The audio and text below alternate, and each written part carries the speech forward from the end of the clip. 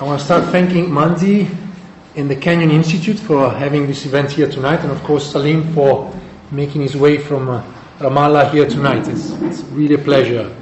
The translation of the diary actually started here, right in this library. So this is one reason more why this is important for me to present the paperback edition here at the Kenyon Institute. The other reason why I'm here is that because recently just had a baby. Hopefully he's not going to cry too much listening to his daddy. And so we are currently residing in Beersheba, and it was a wonderful time to have an event like this here in Jerusalem. I want to be brief, and I want to talk about Jerusalem during World War I through the eyes of the Spanish consul, Conde Antonio de la Cierva y Lewita, which I will refer to him as Conde de Ballobar. Now, in 1913, Antonio de la Cierva y Lewita was just over 20, very young, full of himself, very confident. I was chatting earlier with here the Spanish diplomats present that are attending tonight. Obviously, nowadays you can't be a diplomat at 20s, but in those days it was possible. And he was sent here to Jerusalem to take over from this gentleman here, Rafael Casares, who, let me put it straightforward, he messed up the relationship between Spain and the custody of the Holy Land, so the Catholic institution representing the Catholics here in Palestine and obviously in the larger region of the Holy Land. Antonio de la Cierva y Lewita was of Jewish origin. His mother was of Jewish origin. His father was a military attaché in Vienna, where he was born in 1885, and he immediately started to become a diplomat. In 1911, Ballobar was appointed vice consul to Cuba, and eventually in 1913, he reached the Ottoman Empire, and he traveled throughout the Ottoman Empire for several months before taking his position here in Jerusalem. Now, he was sent here with a specific mission to basically sort out the problems that were caused by his predecessor with the custody of the Holy Land. Spain had no major sort of relations with the Ottoman Empire, other than, of course, religious institution here, particularly in Palestine. So his task was to take care of the relationship between Spain and the custody of the Holy Land and make sure that relation would go smoothly. But, of course, the unforeseen happened. World War I broke out. And this young diplomat found himself in a very unusual position. Spain was neutral, and so he came to represent several other countries throughout the unfolding of the events. First, he took over the interest of some of the Allied countries, France, Italy, the United States later on, England when the Americans left. And then at the very end of the war, he also represented the Germans, the Austrians. So he ended up being what I call the sort of he represented the entire world in Jerusalem, the universal consul. That's how I called him. And he was in charge of the protection of the interests of every single community represented here. To the point that I would say sarcastically, he claimed that he became sick to have some sort of physical illnesses and sicknesses due to the extreme exhaustions, caring about the interest of everybody here in Jerusalem. Now, what I found interesting when I first started working on Jerusalem during the war, and I bumped literally into this diary in a library in London, is that his agency, his work, faded away immediately after the war. Nobody really cared about him. I found only a bunch of articles where his name was mentioned, thanking him for his help throughout the war, but basically his story was lost. Which is very strange, because his story was important and is still very much important. When you go through the diary, you realize that he was a very active member of the community.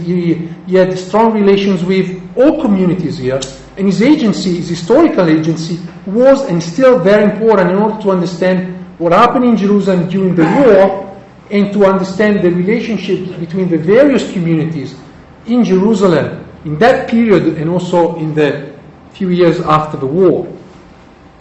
Now, just again to talk about him, of course, as soon as he arrived in Jerusalem, he had to deal with religious issues. So here's a picture with all of the Catholic sort of echelons, upper echelons of Jerusalem. So the White Friars, the Jesuits, the Franciscans, and so forth. That was his job. But again, his job changed throughout the war. Now, a few things about him. In 1920, eventually, tired of his appointment in Jerusalem, was moved to Damascus, which ideally was a promotion. But obviously Damascus was going through a lot of problems, so he managed to get a job in Tangiers, which he found a little bit more resting.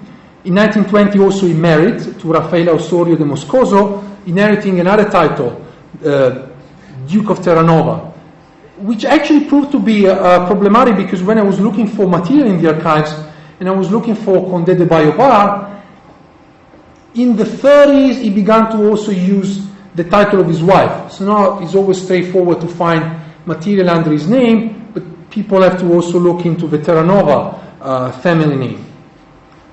The interesting part is that in 1921 he resigned his commission, moved back to Spain, and he basically stopped traveling. His wife was not eager to move. They had 5 children.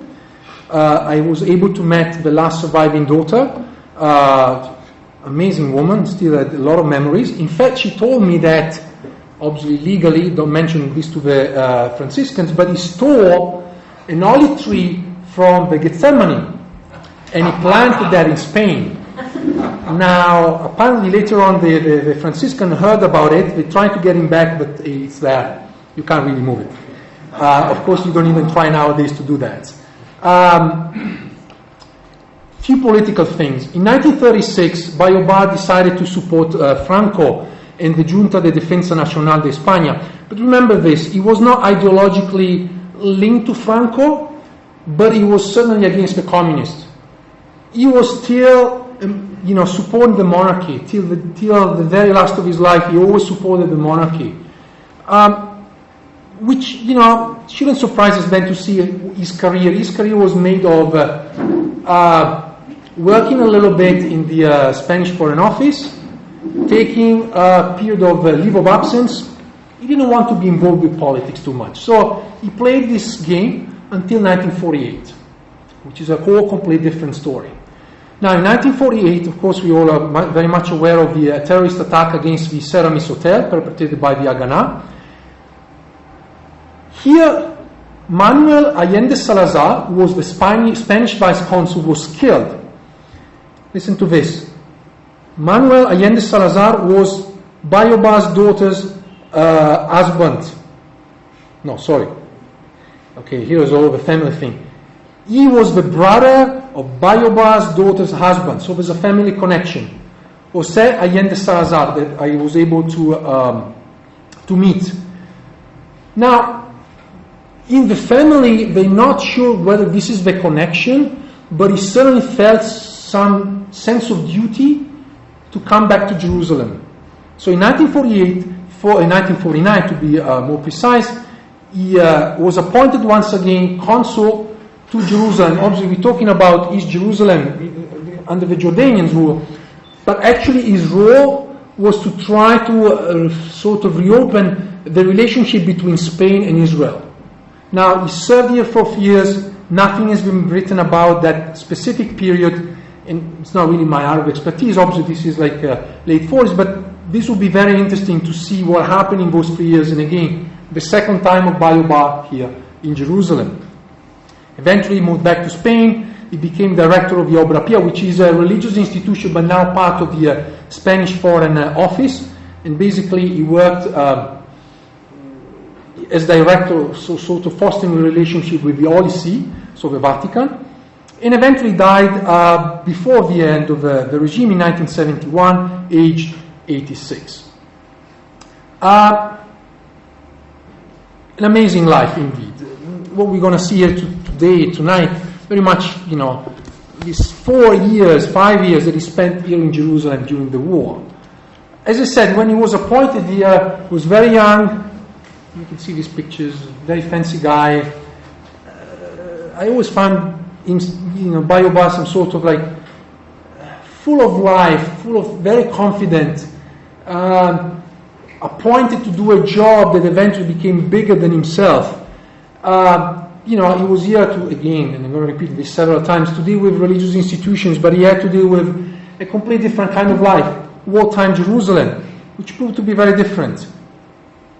Eventually, in a sense, he did a very good job. He realized that there was a war going on, and he had to deal with a situation that was affecting himself too. He suffered a lot because he was not in touch with his family. Only occasionally he could send telegrams and letters, but he was very much aware of censorship. So he knew that, whatever was arriving and whatever he was writing was certainly, read by censorship officials. So he was very skeptical of all of the information that he received. As I said, he came to help all of the communities, and here I want to just focus on a few things. There's always been a lot of question about his help of the Jewish community. His mother was Jewish. Obviously, we also know the story of the Sephardic community, so the Jews of Spanish origin. When Ballobar arrived here, he was not very much aware of his community, and he was very surprised that there were Jews speaking Spanish. He could have a conversation in Spanish. The consul spoke French, just to clarify, a little bit of English, not much. Eventually learned a few words in Arabic, and he picked up a few German words here and there. But obviously French was the lingua franca of the time. French also gave him access to Jamal Pasha. Now here's a big story. We don't know that much, but the two became very good friends, to the point that they exchanged intimate details. The old stories about the alleged Jewish mistress of Jamal Pasha is being discussed with a lot of details by Ballobar. And they talked about it over coffee, over tea, over lunch, over dinner. What was the name? Leah Tenenbaum. And, we made joke of that. And they were very friendly. Pity we don't know much after, what happened about this friendship after the war. My speculation is that Ballobar was not interested in publicizing this friendship with the British, and certainly Jamal Pasha had other problems to deal with, particularly the Armenians and so forth. But the two had a very strong relationship, to the point that the consul many times, particularly moving forward with the unfolding of events, he had no problem knocking at his door and asking for favors, personal favors, to help individuals, to get more resources for his own people, the Spanish here, meaning the clergy, but also for other communities. So this is unfortunately, that kind of relationship we can't know more, because Ballobar, even in those parts of the diary that are not being published, he doesn't really talk about him. And after the war, I didn't find a single record, and the family just told me that he mentioned him several times, but it was some sort of a taboo. This topic and other topics were never really debated in the family. So obviously this friendship died when they both left, when certainly Jamal Pasha left Jerusalem, and with the arrival of the British, even in the diary, you don't find any reference whatsoever to Jamal Pasha. It's done. The friendship was over basically by December 1970. Now, a few other things. Of course, Ballobar is interesting. Was very much aware of what was happening in the surrounding. He was certainly very much aware of the situation of the Armenians. Again, Jamal Pasha was, to an extent, helping some of the Armenians come into Jerusalem. They talked about it. We heard many times the threats made by some of the Ottoman officials to various communities. We will do to you what we did to the Armenians, which was used against some of the Zionists, some of the Greeks, even the Greek consul here in Jerusalem was threatened with the same threat. And Ballobar, reported this often, and he had no problems talking about these events with Jamal Pasha. There was much more awareness of those events at that time, and there was no shame talking about it. Then, of course, decades later. So that was a point that I made, that for people that was fairly easy to talk about this kind of situation. They talked about Arab nationalism. Certainly you can get a very good picture of Jamal Pasha through the eyes of Ballobar.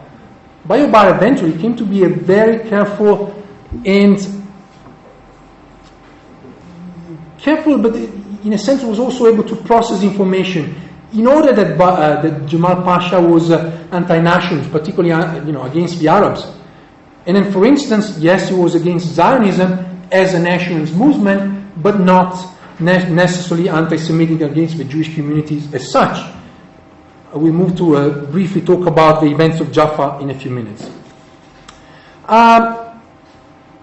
Again, during the war, we're going to have a conversation about this with Salim and take later on questions.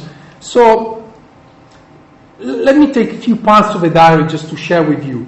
Obviously, you witnessed many events here. One of the most important was the invasion of the locusts in 1915.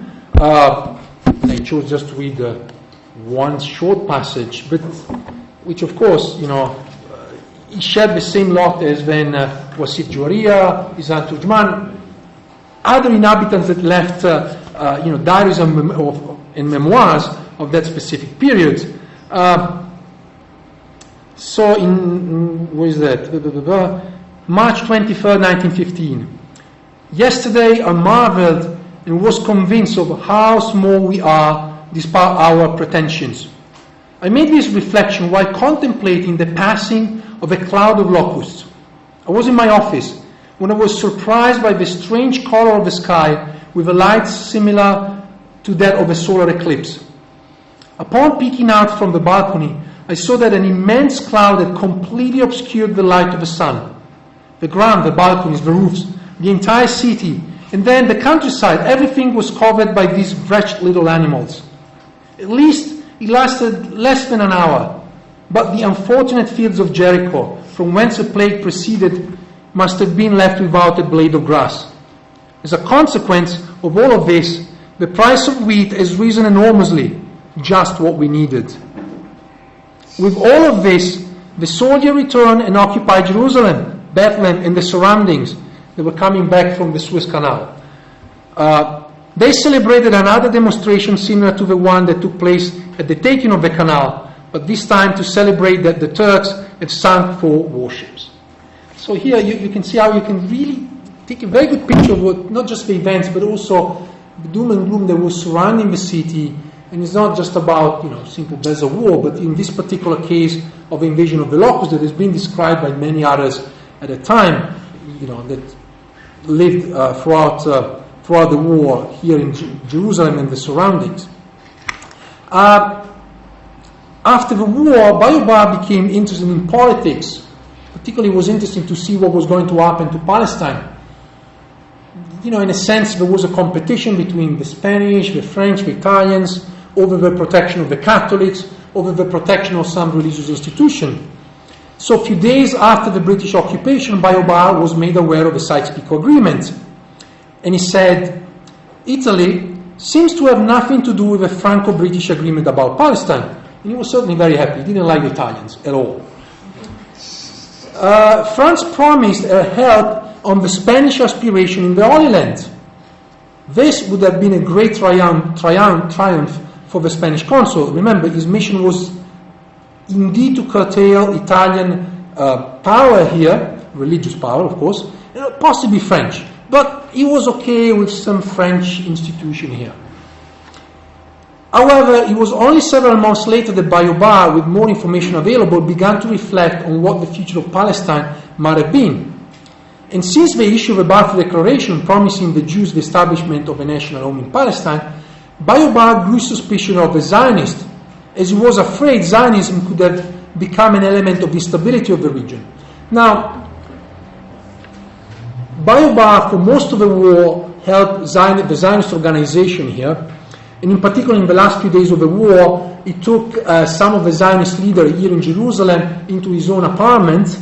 Actually, it was not really his own apartment. Ballobar liked a good life, so he moved from the Spanish consulate to the American consulate and other apartments that were vacated by the various consular missions in Jerusalem. He wanted the best building, the bigger one. But in a sense, he could claim they were all Spanish because he planted the Spanish flag on top of it. So he managed to use some of his locations to hide Zionist leader for instance, Dr. Thorne, who was the leader of the Palestine office here, and here we have, can I say the great-grandchildren? No, the grandchildren of one of them. So, very interesting story. But again, he never made specific comments about Zionism as a political movement.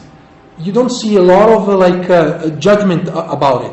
But he was afraid that Zionism would bring instability in the region. Remember, his mother was Jewish, and he helped the Jews throughout the war, mainly redistributing American help that was coming to Palestine.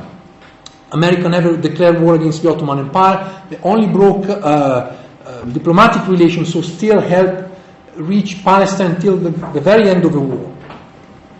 Now, he made a very interesting comment, and I think the more he was here, the more he grew suspicious of Zionism, but also more cynical.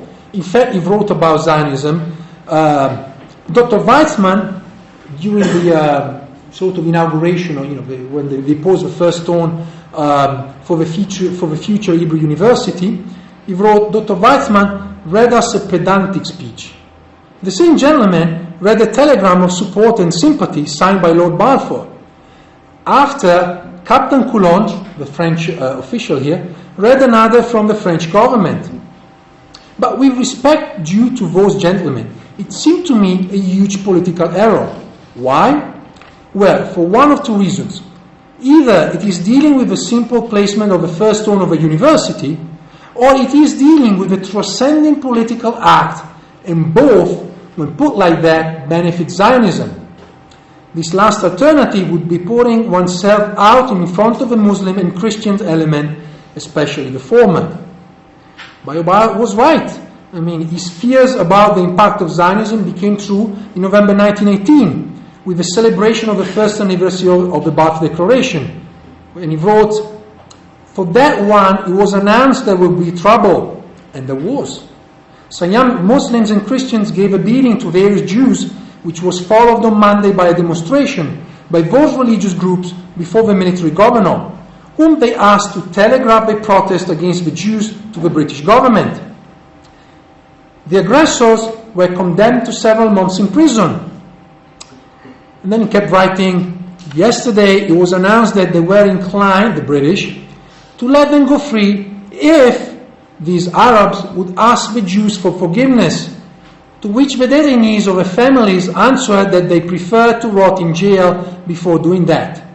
From which one can see that my forecast made a few months earlier are coming true about Lord Balfour's promises being well beyond his grasp. Again, Ballobar was certainly right. However, what is interesting, he made all of his comments, and actually he made these comments public, particularly to Roland Storrs, the governor of Jerusalem. But his historical agency simply faded away. You don't find any comments reported by the British, only a few reports here and there. But basically the British simply, I would say, they wanted to neglect or forget this man. Say, okay, fine, thanks for your help, you took care of the British interests here, we appreciate your comments, but now we're in business, we are the colonial power, you're just simply the Spanish consul here, and you don't count that much. Roland Storrs, who read the diary written so far, basically until the 1920s, and in the memoirs of Roland Storrs, you find a short passage that he says, I read the diary of the Spanish consul, but I'm afraid it will never be published. Very boring. He was right. It was never been published until the 1990s, but he was wrong. It was not boring. It was very interesting, certainly much more than Roland Storrs' memoirs. And much more real. This is a diary. You really see the city. Now, just to reach some conclusion here, there's another historical case for which Ballobar became very relevant and then completely disappeared after the war. And I'm going to mention this briefly. We might talk about it later. In 1917, Ballobar was asked to set up a commission.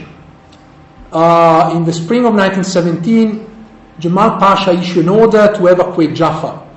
Only German and Austrian were being allowed to stay in the city. Actually, the order changed throughout the days. The first order targeted the Jewish population. Then he came to include all of the Jews and the Arabs, mainly because of the British propaganda in Aronson, who spread this propaganda.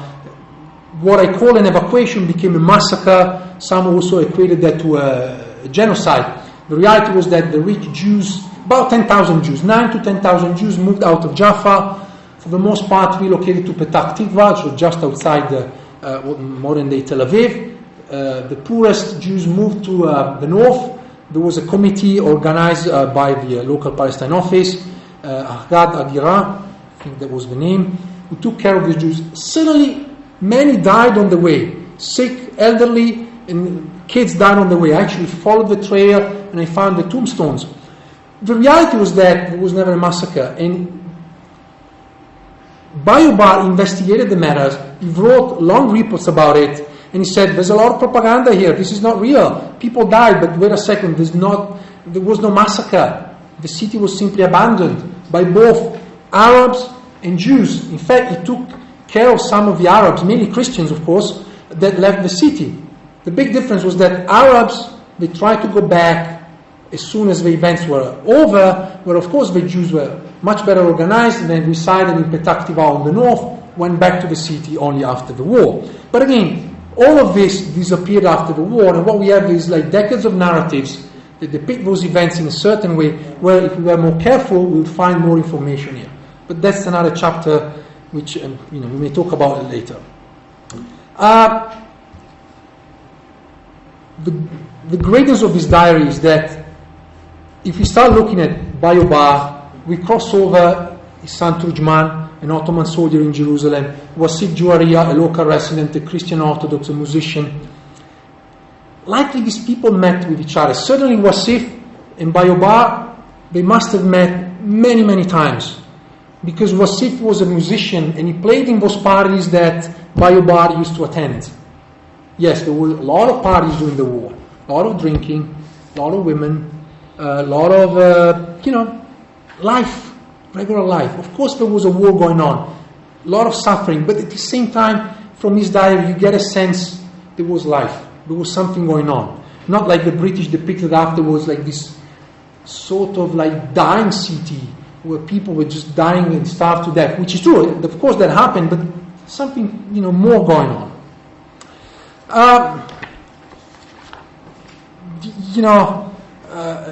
Again, we can look at this together, chatting, and I just want to reach a conclusion here, apologizing to the consul. I already did this last year in Madrid, when I was invited by the Casa Árabe in the Spanish Foreign Office. When I wrote the first edition of the diary, it was very cynical. I read the diary, and I thought that Ballobar, yes, he wrote a lot about Jerusalem, but in the end I sort of judged him a little bit superficial. But later on in time, comparing other sources, looking at more material, I realized that he was not superficial. He was reporting about what he was interested in, and of course the experience of daily life. So eventually I really owe him an apology. I was too harsh. You really get a good sense of life in Jerusalem during the war through his diary. And he was able to sort of write about details that perhaps without him we would not know, about the parties, about the dinners, about music, about also what Wasif Juwaria wrote. Communalism, Jews, Arabs, Christians, Muslims celebrating together. And you get it in the diary. Even though it was wartime, even though, of course, you have a lot of political discussion going on, Christians were seen as sort of like, particularly by the Jews and the Muslims, the Christians tend to be richer here in the city.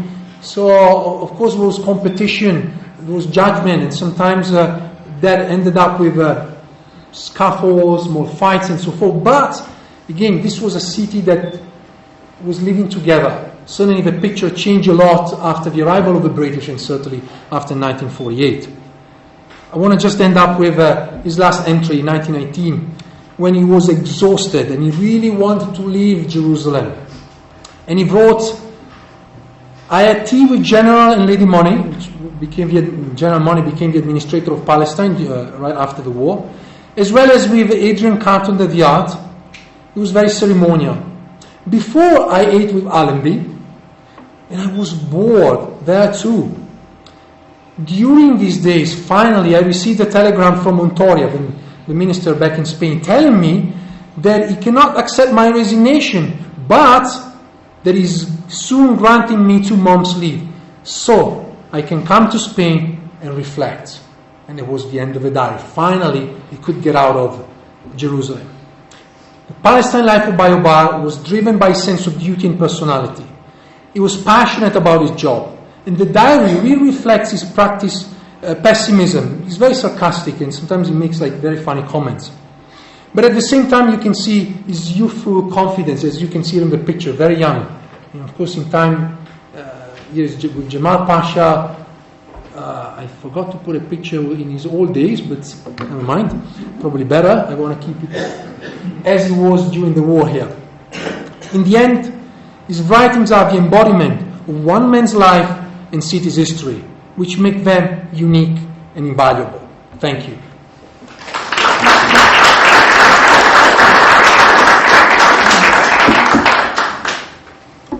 Salim, I don't know. Thank you very much.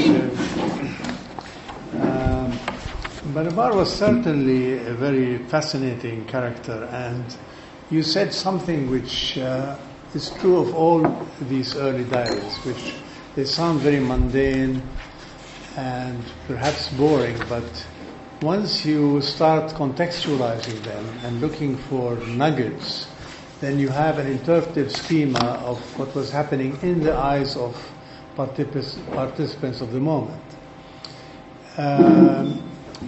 I'm not sure exactly what my role now, but I'm going to comment on what you said, yeah, of course. And then perhaps I can introduce alternative diaries.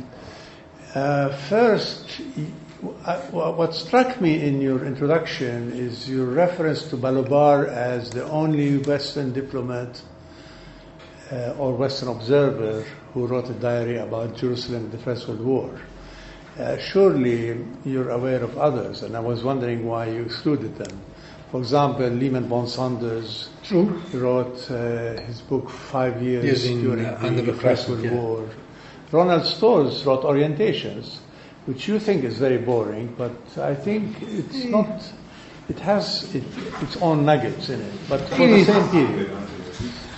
Charles Ashby, who, as you know, was the head of the Pro-Jerusalem Society, also wrote 2 volumes of architectural memoirs, and they are very perceptive. Some are not so well known. I want to mention the diary of Faleh Rifki, who was the personal deputy of Jamal Pasha, and he wrote a wonderful book called Zaytun Dagi, which is written only in Ottoman Turkish. There's a French version now. Now there is a French version, yes. But it's a shorter one. It's not, there are a few parts missing. But you see observations in Faleh Rifki about life as seen from the point of view of the Ottoman command, but also from the perspective of an Ottoman citizen who was moving towards Turkish nationalism, of what Arab Jerusalem identity meant for that period. So all of those actually add to the complexity of, not all of them are Westerners, of course, because Faleh Rifki, and I should add Salma Akram, who was the daughter of Ali Akram Bey, the Mutasarrif of Jerusalem. She wrote in Turkish as a young girl in Jerusalem. These may be hybridic West-East diaries, but I think they add to an external observation of the period.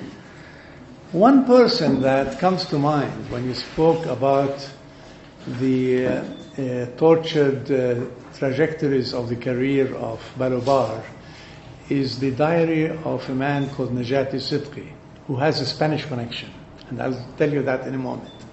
Najati Sidqi was the son of Amir Ali Sidqi. He was a Turkish general in the Ottoman army, and he's one of the few Turks who decided to stay in Palestine after the war and became part of Palestinian Arab society. There were few Turkish families, part of the bureaucracy, part of the judicial system, and part of the armed forces. Sidqi, unlike all the others, threw his lot with communism. And he became imbued with communism through Jewish Bolsheviks operating in Jerusalem at the time. Most of them were in the cause, but some of them in Jerusalem. And eventually he became the appointee of the Comintern to Arabize the Palestine Communist Party. Arabize it not from being Turkish, but from being Jewish. Jewish, yeah. And eventually he was sent to Spain. So he spent 2 years in Madrid and Barcelona fighting with the Republican government and wrote a wonderful diary of that period. And it adds to the complexity of the Spanish side because he was on the other side as Ballobar's sympathies are. I want to ask you, I can speak more of the diaries in a moment, but maybe we can leave them to the discussion. I want to ask you 2 questions about Ballobar. You mentioned his relationship with Jamal Pasha and the references to Leah Tannenbaum. Leah Tannenbaum's relationship with Jamal is not exactly clear, but perhaps you can clarify it more. Turjman thinks she was not only the Jewish mistress, but also the part of the Zionist penetration of Jamal's bedroom, if you like, and therefore influencing the Committee of Union Progress, the Young Turks, on the question of Zionist policy. Of course, I think he makes the case, but she was very close associate of a man called Abraham Entabi. Entabi was one of the deacons of the Sephardic Jewish community, and he was a leader of something called the Red Crescent Society, which was an Ottoman, Jerusalem-based society, partly established by the leadership of the Jewish, Muslim, and Christian community to mobilize on behalf of the Ottoman war effort. And Leah Tannenbaum was an actually active member of this group, brought in by Entabi. And I think at that time, there's a new book now about Entabi, also in French, which sheds very interesting light on this enigmatic person. Because in Zionist historiography, Entabi is portrayed as a transitional type, crypto-Zionist, but basically representing Sephardic, what will be called today Mizrahi Jewish consciousness. He was definitely very weary of the Zionist project because he thought they undermined the search for common citizenship between Jews and Arabs in the Holy Land. And he thought the Zionists spoke Yiddish, they had ulterior motives, they were alienating the High Port from the willingness and desire of the Jewish community to integrate in the rubric of Ottoman citizenship. But we don't know exactly his relationship to Leah, and I'm not sure, perhaps you can shed light on Leah's relationship to Jamal through Ballobar. I'm not sure what you can say about this. The second point I want to raise is you said he was suspicious of Zionism because it undermined I can't remember what you said, the harmonious relationship of the Jews within the Holy Land. But he also harbored Zionists. In a sense. So can you explain to us how this relationship evolved in his diary? Absolutely. I want to go back to a point because I think, most of the people here are very much aware of Ronan Storrs, Josh Ashby. They all lived, they were here after the war. In a sense, Ballobar was the only Western resident during the war that lived in the city and left a diary. Because we can look also at the memoirs of the American colony but it's a memoirs. Actually, it was written later on in the 50s, so very much mediated by the events of 1948. And to date, unless, and I'm sure there must be something probably out there, but he was the only Western resident keeping a diary that survived the war. So as a diary like written on a daily basis.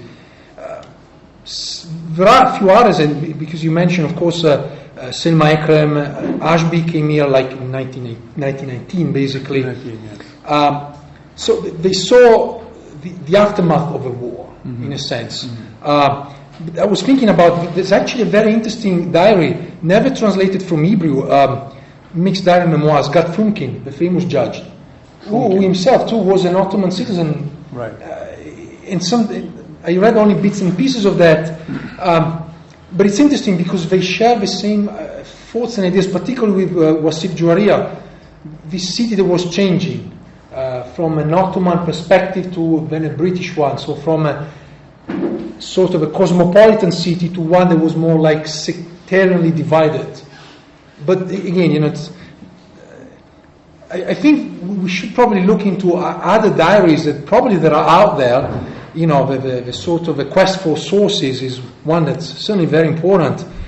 There was another actually very interesting character mentioned in the diary. He wrote a book after the war, Nogales, who was a South American he served with the Germans and with the Ottomans as a soldier, but obviously Ballobar was surprised to find someone who's speaking Spanish coming from South America and fighting on the side of the Ottomans during the war, and he left to a sort of a book about his sort of adventures during the war here on the Ottoman front. So certainly there are these diaries, but I would make the case that Ballobar is so far the only diary of a Western resident in Jerusalem throughout the war. Then of course all of the others have bits and pieces before the war or after the war. But I agree with you that the most important thing is trying to connect them together. That's I think the hard part. Now going back to the two comments, Jamal Pasha. Wow, nowadays probably magazines, journals, TV channels would probably talk about Jamal Pasha in relationship with this woman, which at that time was basically on the lips of everybody in the city. Everybody talked about Jamal Pasha and Len Tenenbaum. From his Antujman to Ballobar, and I'm sure that it was like the main topic of discussion amongst many communities for a number of different reasons. Here you have the leader of the Ottoman army in Syria, the military governor of the region, and here you have this woman, apparently was beautiful according to Ballobar. You haven't seen her picture? No, I haven't. I'll send it to you. Okay, good. So we have a picture. Apparently it was a beautiful woman. I missed the picture. The only picture of Leah Tenenbaum I found in the collection of Arif al-Arif. And God knows what he was doing with it. The historian Arif al-Arif. He has a picture. So he had a picture, wow. Yeah. Surprised. But certainly everybody knew about this affair. Ballobar speculated too there was something political. I'm using the term. I would agree that probably she acted some sort of as a Mata Hari of Jerusalem. But again, it's all speculation. She was connected to Antebi. Speculation is that when you look at the name, she was of Ashkenazi origin. But I never found any specific document about her. It's all speculation, gathering information all around. And what I found is that even Antebi and few other, there was a book in Hebrew about the war in Jerusalem, and she was mentioned more as an element of shame for the Jewish community.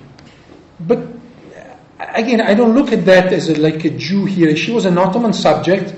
She was part of this very cosmopolitan environment, which Antebi was part of. But it's interesting because when Antebi, later on throughout the conflict, was actually arrested as a Zionist.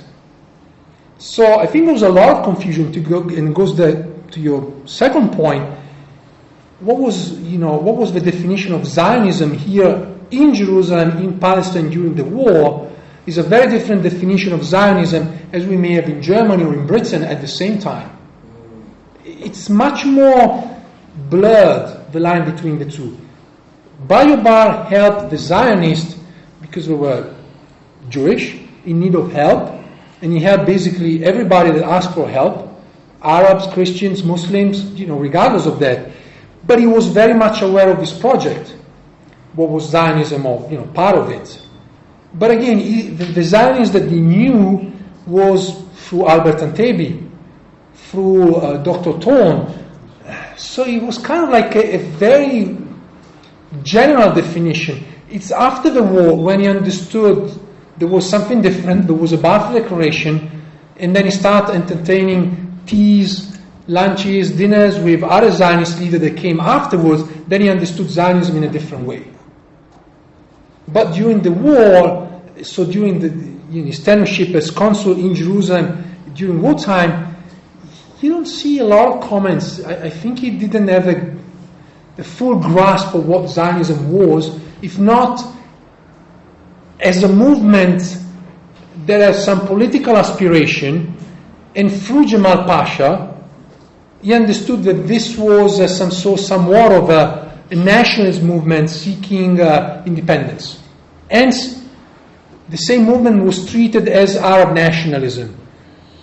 But I can make the same comment as he made, that when you look at the specific area, Jamal Pasha was certainly more friendly with the Jews and Zionism than with the Arab and with the nationalists. He anged the nationalists.